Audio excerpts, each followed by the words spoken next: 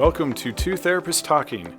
The hope for this podcast is to talk about important issues related to couples and individuals who are struggling in their lives with many different issues. I'm David Thompson, a marriage and family therapist. And I'm Sherie Christensen, marriage and family therapist. Please join us as we explore these issues together, and we hope you will learn and be enlightened along the way. Come find us at twotherapisttalking.com. Welcome back to Two Therapists Talking. Today we are doing one of my favorite parts of this process of working together. If you are working on some type of infidelity or betrayal with sexual addiction or pornography, and that is the trust discussion. And the reason why I love this is David has put this fabulous trust discussion together, and it is probably the best thing I've ever seen. So I absolutely use this all the time. So I'm gonna let David start talking about what this is. Yeah, so trust discussions are another way of saying check-ins. And if you're familiar with a recovery process, 12-step or whatever, there's going to be some accountability between you and your partner, and that's often a check-in. And the idea is for you to know where they're at with the addiction, where they're at with their recovery. But what you talk about varies a lot based on who you're working with or what you've read or found online, which is fine. There's a way that I like to do this that covers, I think, a lot of the most important things. And so I call them trust discussions. For all intents and purposes, you can call it whatever you want. Some couples prefer to call it like couple time. Trust discussions maybe sound too formal, and I get that. Check-ins probably sound too heavy, so whatever you want to call it is fine. But just so you know, trust discussions are check-ins. And the trust, I think I like that you call it trust discussions because it's that beginning of that foundation of rebuilding the trust. And I think that is really critical. If sometimes the betrayer, whether it's with pornography or other things, feels like, do we have to talk about this all the time? And the answer is absolutely yes. You get to talk about this because it's a place of honesty for you, and keeping that honesty and integrity as that fundamental piece, again, like we talked about in a previous episode. That's really key, but it's also important for the relationship. Now, I have the betrayers oftentimes will say to me, well, I don't need to do it for them. And I'm like, you're right. You actually don't have to do it for them at all. You don't have to say anything to them at all. But for the relationship part, there's three entities here, right? There's you, there's them, and there's the relationship. And if you would like to rebuild and have a good relationship, that's what this is for. Exactly. There has to be a way to rebuild the trust that's been lost. And in case you haven't figured this out yet, it's a longer process than you think. So these trust discussions can be very helpful. Now, what I will do is ask the person in addiction to initiate. I don't want the spouse initiating. I don't want this to be, it's getting late, it hasn't happened yet, and the spouse has to say, hey, what about those trust discussions? Are we going to do that? I don't want them responsible for it. It needs to be the person in addiction. And I want them to do these steps that we're going to outline for 100 days of sobriety, and then these steps will change. And we'll talk about that here toward the end so you know which steps. In other words, once you have 100 days of not acting out, whether it's pornography or masturbation or contacting anybody, anything like that, just no acting out behavior whatsoever, these trust discussions will shift. But ultimately, my hope is that there is some form of trust discussion for the rest of your relationship. It just doesn't have to be this structured or formal. But I sure hope it's talking about some of the same things because they're very important things. And that might sound a little bit scary because I think a lot of people, when they come into this, or maybe they're in therapy somewhere else, and their trust discussion or their check-in is only, are you looking at porn? Have Right. you masturbated? Have you reached out to anyone? And so when David says this, it sounds a little like, oh, we got to talk about that for forever. But I'm really, really excited about getting to share this with all of you because there is so much more. This goes into so much about connecting with each other on an emotional level, with sharing feelings and what's actually going on for you. And so, really, that's a healthy relationship thing to Right. have those times every day where you're connecting about what's going on emotionally for you. Exactly. So don't be too worried about that. I'm glad Sherie brought that up. I sort of overlooked that. If you want to know our philosophy on addiction, you are not an addict. A part of you manages negative or painful emotions through addictive behavior. So we're Yeah. not labeling you an addict that for the rest of your life you're going to be an addict and you're going to have to work a recovery the rest of your life. Now, there is a maintenance that you're going to likely be doing, Yes. but we don't want you to be labeled, identify as an addict. All of us have addiction if we're going to be technical. So here's how the trust discussions work.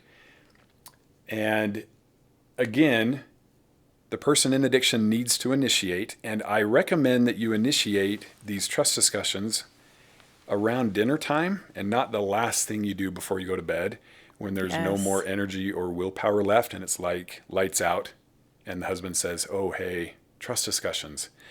Ooh, it's kind of heavy then. So I recommend, and you can do this however you feel. However, I've found it works best if you're cleaning up after dinner, you're tired, however, you can still talk and have a conversation and really be engaged and think about what you're saying.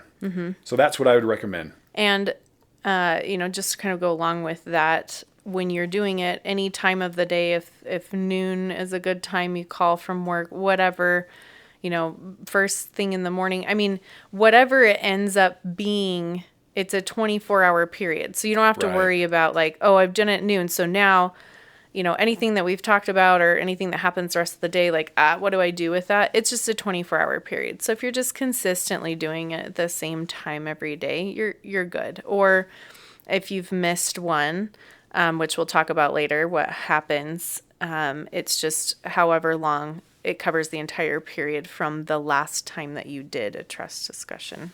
Right. And I promise you, it'll actually make the recovery process a lot better because if you're not sharing, your spouse will assume the worst. And you have to understand that. So, this is why it's called trust discussions as we rebuild trust.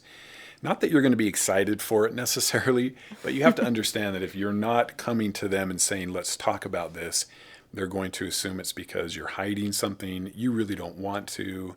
Maybe they're just not that important to you. There's a lot there, so we can avoid all of it if you are consistent and committed and initiate the trust discussions. Yeah, I will often have spouses, if there's been a day missed, that they will say, I feel like they skipped the day because something happened, and then I was like, oh, it was only the last 24 hours, so now I don't have to report that one thing or whatever. And I said, nope, that it goes from the last time that you did the trust discussion. But you can, when you're initiating that and being consistent with that, you can avoid some of those things that end up being triggering for your spouse. Yes, And definitely. on the other hand, it helps teach the spouse or partner that it's not my job to manage and be in charge of your stuff. I stay over here in my lane or on my side of the street, and you initiate that because you want to help improve the relationship. So, not your job if you're the partner. It's not your job. Yep. Awesome. So, number one, you're going to start by stating your intentions. And this is for, again, that next 24-hour time frame that Sherry's talking about. Your intentions are things that you commit to doing. For example, your intentions can be that you're not going to act out, or that you're going to be completely honest, or that you're going to share how you feel. It doesn't really matter what your intentions are. You just have to know them and state them. And we're trying to bring your spouse more into a process of they know what's going on for you. Often we're just not very well connected. We're not communicating very well. And so it's just a way of saying, hey, this is what I'm up to. And by the way, it doesn't have to be about recovery. It can be I'm trying to become more patient. I'm trying to finish this project. It doesn't have to just be recovery. And I usually say maybe do one or two. Don't do more than two. Yeah. Remember, you're going to have an opportunity every single day to talk about this. And so it doesn't have to be super comprehensive, everything on your mind. But some of the bigger things. Again, if you're doing something like I'm trying to be more patient or I'm trying to work on this project, that your intention has to be stated in something that's measurably accomplished, right? So I'm going to not yell at the kids today, or, something like that, where it's a little bit more of a measurable space. I'm going to finish this part of this project, that kind of a thing. Yep. And these first few steps you'll find are very vulnerable. They're going to feel like a lot because you're sharing how you feel, and maybe you haven't done a lot of that. But I promise you, the more you do this, the better you get at it, the more connected you'll feel, the more validation and acceptance you'll feel. So this is a good thing, but it will be kind of uncomfortable. And that's okay. And if it's not, good for you. Yes. Either way, do it. Again, we're hitting these points that are just healthy relationship, healthy living things. And as you're getting into that space of being more vulnerable, it can definitely feel uncomfortable. But we're moving towards those healthy relationship and healthy individual processes. Yep, we're thinking way beyond just doing trust discussions for the first little while. Yeah. Okay. Number 2 is to share your challenges. And this is going to look a little more around the feelings side of things. So feelings that have gotten in the way of your intentions that you had shared previously the day before. So being isolated, withdrawn, stressed, those kinds of things. Feeling, words, emotions, you want to really get into that space around it. And as part of this, you're going to also report on what we call the big 5, how you're doing emotionally, physically, spiritually, mentally, and financially. So this is kind of a 2-part thing. What's happened that may have gotten in the way of my intentions the last 24 hours, and then what's going on with me emotionally, physically, spiritually, mentally, and financially. Again, big vulnerable spaces here. And it may kind of sound like this step 2 is going to be a really long conversation. It does not have to be. Your partner isn't here to solve your problems or fix your emotions. And so that's one thing that we explain when we talk about this is you're just listening. If you're the spouse, you're not thinking, oh no, they're feeling sad, they're feeling withdrawn, they're feeling, and now I'm going to tell them what I want to do for them or what I'm going to do differently. This is not for fixing anything. This is just for the person in addiction or who has struggled with addiction to share more about where they're at. And a lot of this is awareness of where they're at. And so these are things that you can share about emotionally, physically, spiritually. You can add other things that you share about.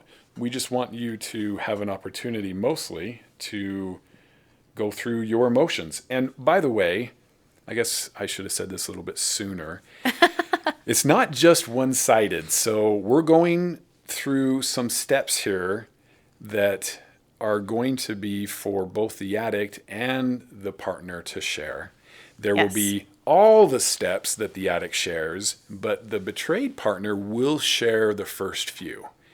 And so I should have given you a heads up, had you thinking about that. But when the addicted partner has shared all these steps that we're going to cover, we then ask the betrayed partner to go through the first 3. And so we're on step 2. The betrayed partner then also would share their intentions and their emotions, which is the step 2. And then step 3, which I'll jump into here. But just so you know, could have started with that. Be thinking about this not just as my addicted spouse is sharing with me, but I'm going to have an opportunity to share as well. Yes. And you do that at the end. After everything's over, we'll come back and then the spouse shares. So, and again, these first 3 are going to be these very connected, emotional, healthy living. This is what we do in healthy relationships, being that vulnerable space. Which, when you think about it, makes sense. Hopefully you're sharing what you're doing and what you're up to, and you're sharing how you feel. So Yeah. step 3, you share your feelings on how the relationship is going. Now, this is focused on that thing in between the two of you. Yeah. So your relationship. And again, keep it simple. This isn't, hey, this has been hard for me and you need to defend yourself or explain why. This is just listening. It can lead to conversations of empathy and understanding, but it doesn't have to. And we don't want the trust discussions to have to become 20, 30, 40 minutes plus every single time you do them. Yeah. We just want sort of a, how do you feel we're doing? And no problem solving or fixing. So an important part of this process is for the addict and the betrayed partner to have a voice and to be assertive and direct and clear and share about the relationship, at least their feelings about where the relationship is. And with the step 2 and step 3, one thing we like to use is an emotion wheel, because oftentimes it can be a little challenging when you're first getting into this. And actually, I still think they're super useful. I'll look at them sometimes and just run through and say, oh, there's... And so what an emotion wheel is, it's very easy. You could just Google emotion wheel and a bunch of images will come up. And it's just a circle of emotions that start with some of the more general, I guess, emotions in the middle: angry, sad, happy. And from there, it kind of pulls out into more nuanced descriptions of those emotions that can really help you get a little more specific about what's going on for you. And so those are really great to use in these processes, because oftentimes if you've been numbing out for a long time in your life, coming back into feeling and understanding what your feelings even are can be challenging. Or if you've gotten heightened over something or whatever, it can be a little challenging. So being able to use that emotion wheel to say, oh, I'm not angry, maybe I'm a little more feeling betrayed. Or, it gives so many more nuances and a deeper understanding of what you're actually going through. So for those steps, it can be really helpful to just pull up that emotion wheel, take a peek at it, and see what words really fit for you. I love that. And knowledge, words we use matter. And the more words we have to describe something, the better the person who's listening will understand. And we ourselves will understand better as well. So this is a good thing. I'm glad she brought that up. And it's really easy to find. So. Okay, so step number 4 is to then give an honesty report. So that is either I've been completely honest with you, or I haven't been completely honest with you. And if it's the second one, then you share, this is what I haven't been completely honest about. Right. So, as you know, this is the trust discussions part. And we talked in episode 3, last episode, about steps to recovery for the addicted partner. And number 1 is honesty. We have to have honesty. We have to have a complete commitment to vigorous, we call it, honesty for trust to start to come back. And that's what this is for. It's interesting. The addiction is always best friends with dishonesty. That's how the addiction survives. And so this honesty report isn't so much like I looked at porn or I didn't. It's more like when I went to the gas station, I just got gas, and then she finds the receipt and it says, well, you also got a hamburger. Why didn't you tell me you also did that? Well, I just didn't think it was important. It's an honesty that's underneath everything, and not intentional. You're trying to hide something as much as you've kind of likely gotten in the attitude of not sharing everything. Yeah. And we want to undo that. We want it to be a vigorous honesty about everything that's going on. And if you're late, you're sharing why instead of just saying you're late. It's just thinking about things differently.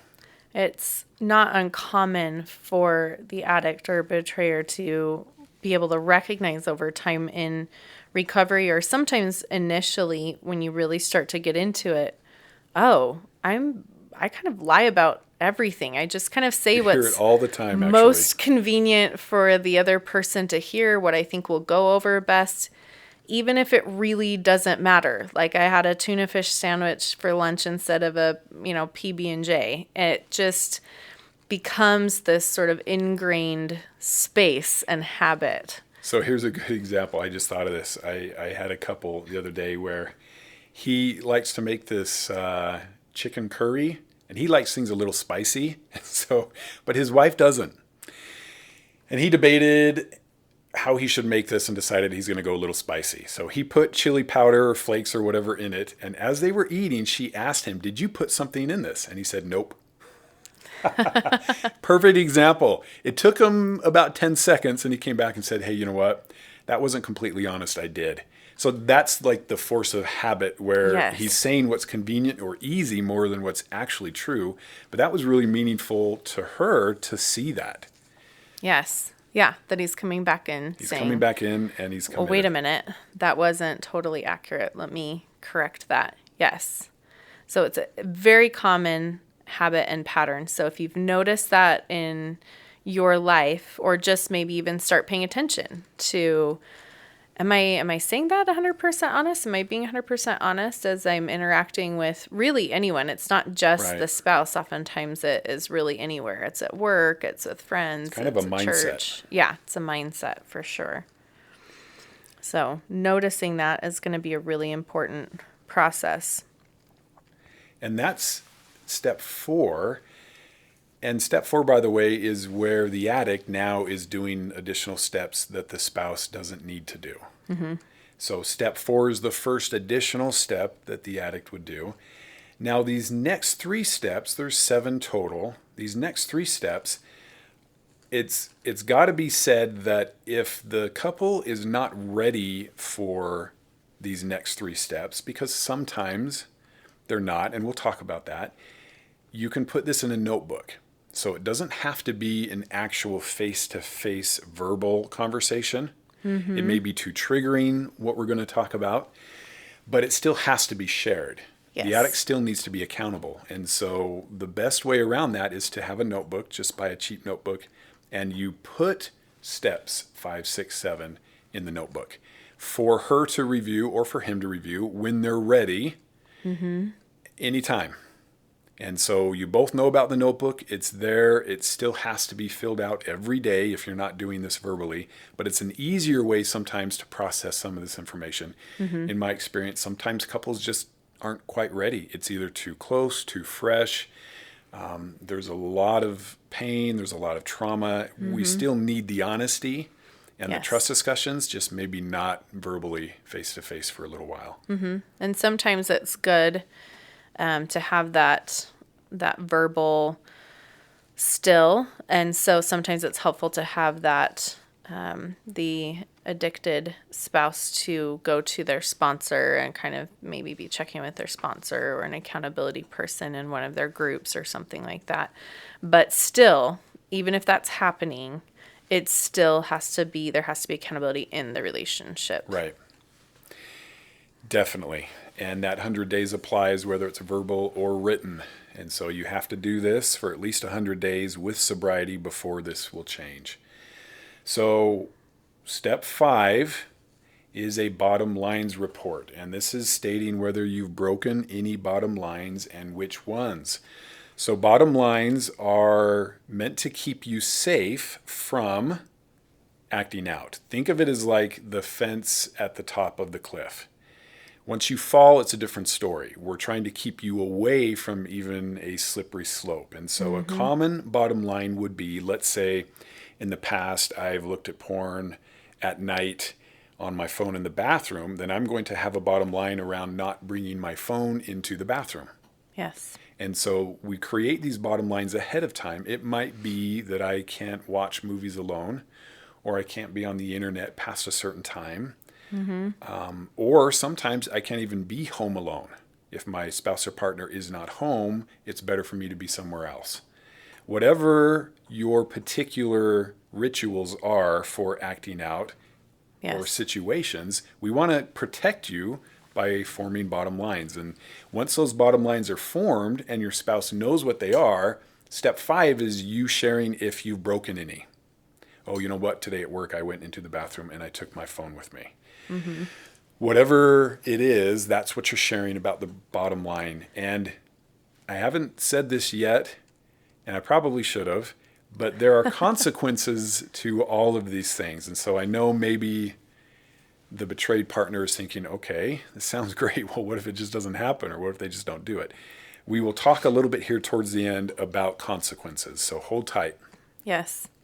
I really liked what David just said about the rituals around it. And, this is keeping you from that slippery slope. That's always this process of taking it back a step further and back a step further to prevent you from getting right to that edge. And so we'll do that emotionally. And some of that is being more open about your intentions and your challenges. And we'll do that with the addiction in a couple of these different spaces. But that definitely is part of that bottom lines report, is taking it that step back. So really getting into the process of, a lot of times addicted individuals will come in and they'll say, like, I don't even know what happened. All of a sudden, here I am looking at porn. I don't even know how I got there. And so going through and starting to pull apart, okay, how do I generally get to these spaces? Do I just, it'll be fine just to get on the internet and kind of look around, or it's fine if I just do this or whatever. And then your brain just goes on autopilot and it just tracks you right through. And then you find yourself in these places. So part of this is pulling out, again, sort of that ritualistic space. Like, where do I generally end up going that then starts leading me down this path? And you're hopefully going to become something of an expert on yourself. Mm-hmm. The awareness in this process is very, very important. And knowing those rituals, how you're feeling, is something that will make a big difference. So, yeah. So the 6th step then is to share any slips or relapses.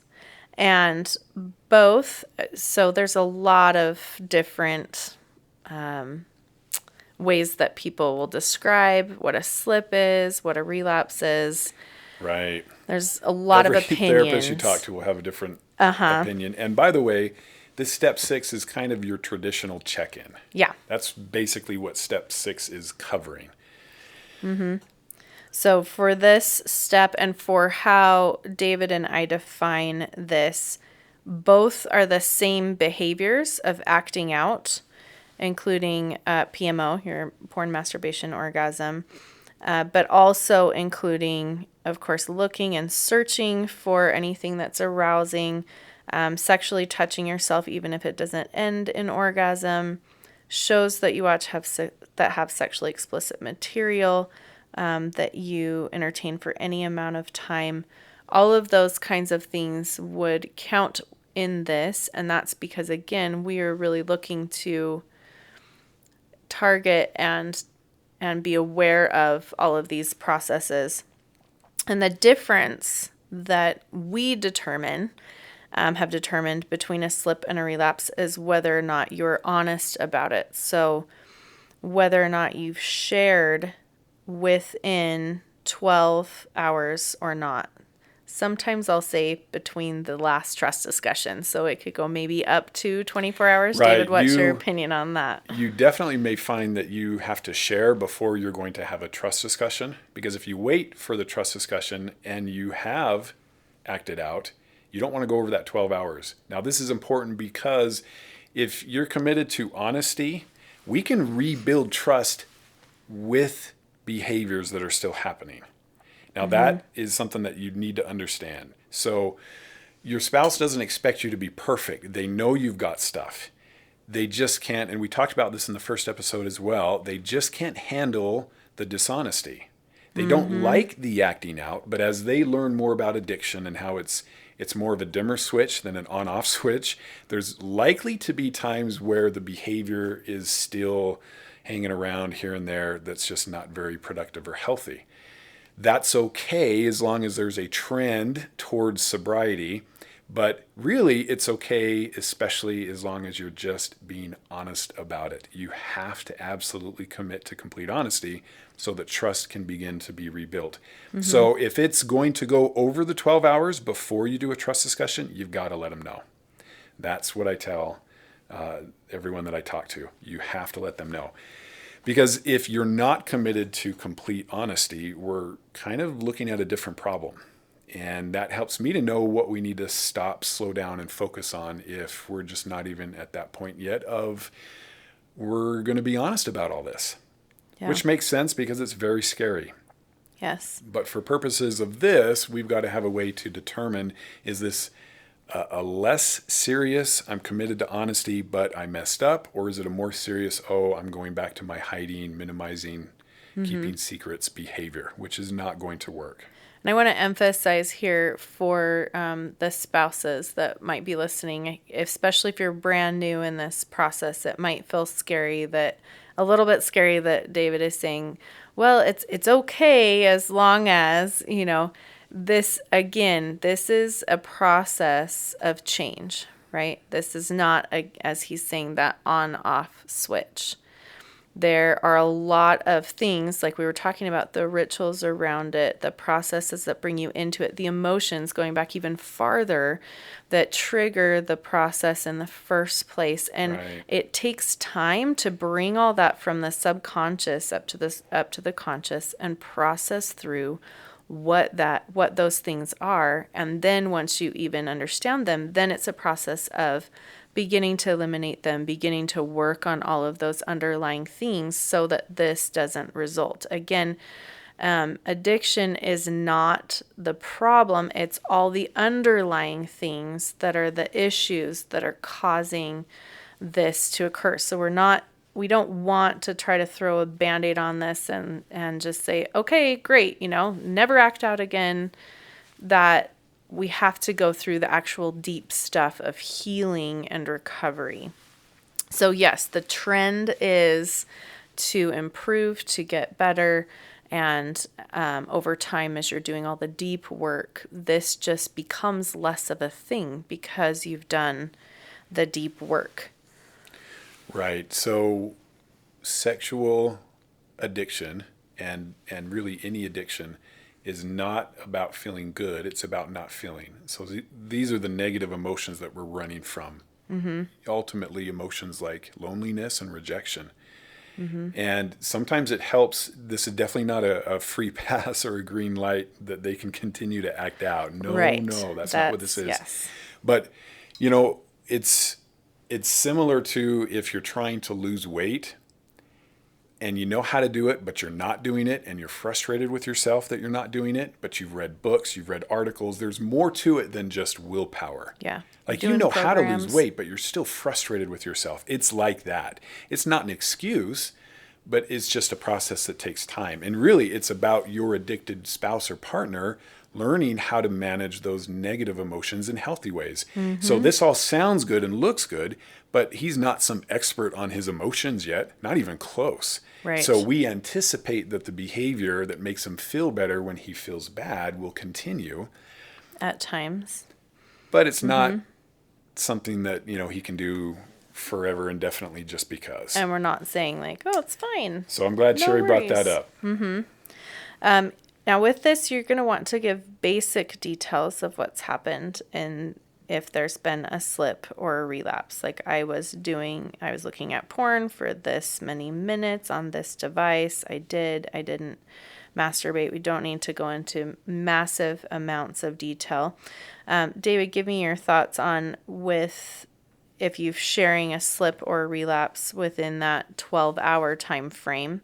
Do you have your clients respond in this way, or do you have them just say, I have something I need to share during that trust discussion? Or does it matter for you? What do you think? Oh, I definitely want them to share within the 12 hours, and then they keep it very simple. Okay. And that's good for the spouse not to get a lot of details. Again, it would be sort of like, so you didn't follow your diet. Well, what exactly did you eat? Maybe not as important as you just didn't follow your diet. So there's something bigger going on. That's what we're trying to focus on. Sometimes it's helpful, but as much as you can, I tell the person who's been betrayed to try to go for less is more when it comes to details. Because again, Yes. that's the symptom, and we're not trying to treat the symptom. We're trying to treat the disease, and we're trying to help him or her to feel better about themselves, to connect better, communicate better, take others' perspective, develop empathy, all sorts of things. And so usually it's like, hey, you need to know, it's a text often. Hey, you need to know You're saying slipped. we're talking For about the 12 hours. the 12 hours, You'll get a yes. text. So the that person says- who acted out, the addicted partner, will send a text and say, hey, you need to know that I slipped. And they can give a little detail there, but more probably in the trust discussion. I just need to let you know before it's 12 hours. Which is really good for the spouse. And even though they don't like, okay, we're gonna talk about this. He slipped. Dang it! I don't want him slipping. This is hard for me. Now you know, and you can go into a little more detail during the trust discussion if you need to, and you may not. Yeah. Sometimes a little bit of detail, like, okay, it was porn versus masturbation versus reaching out to someone else, like some basic small things. And if you were looking for 3 hours, that's a lot different than I was looking for Right. 5 minutes. And good for the spouse to know, because we may need to adjust the bottom lines. And their job is to help, right? Not that they're responsible for your recovery, but Right. Just hey, be a if it was you were supportive gone and space. I was home alone again, and when I'm alone, then you can maybe set some bottom lines around that will help going forward. Yeah. You, the addicted person, will set those bottom lines. And sometimes it can be a little helpful. Sometimes it's a little bit of a figuring out process for the spouse, for the betrayed person, to kind of figure out what information is helpful. So for me, I like to have my clients just kind of figure it out as they go along. Sometimes if they get a text that says, hey, I just letting you know I've acted out, we'll talk about it in our trust discussions, then we have a big problem. The spouse may be all day, like, oh my goodness, Right. they were probably reaching out to somebody and they're probably doing all of this stuff, when really they, looked at porn and didn't masturbate for like 2 minutes, or just saw Right. it really quickly. So sometimes that for that betrayed person, depending on where they're at, they kind of want that detail initially, so that they're not ruminating and having a really hard time trying to figure out how they're going to manage the rest of the day until they find out actually what happened. So Right. If it's really big, you need to let them know. yeah, that they're or not even sweating if it's really little, sometimes it's helpful to let them know, like, it was this. Yeah, totally appropriate for sure in a text to say it was P, it was PMO, it was MO. 2 minutes, That's appropriate. For that sure. kind of a thing, just to give them some information there. Sometimes they don't want it, but I mean, if it's possible to talk about it, talk about it. Yes. It just often isn't. It's late night and they get up early and go to work, and if don't they have a wait lot of until the time to evening, they connecting. pass that 12-hour, and so they have to at some point call her, reach out to her or him, Mm-hmm. text, something like that. yeah, have that discussion. And then that also gives the spouse that time and space to say, okay, when we do trust discussions, I'm going to just do a little extra work, grounding myself, centering myself, doing what I need to do to get myself in a good place for that discussion. Well, David, I think this is such great information, and we have so much more that we want to talk about. I think we're going to separate this into two episodes Yeah. of the podcast. So definitely catch us next episode, and we'll finish talking about the trust discussions. We'll discuss the bottom lines and the consequences that are essential as part of this process. Which is all really good information, and we don't want to rush it or hurry it, so we're going to break this up. So we will look forward to next episode.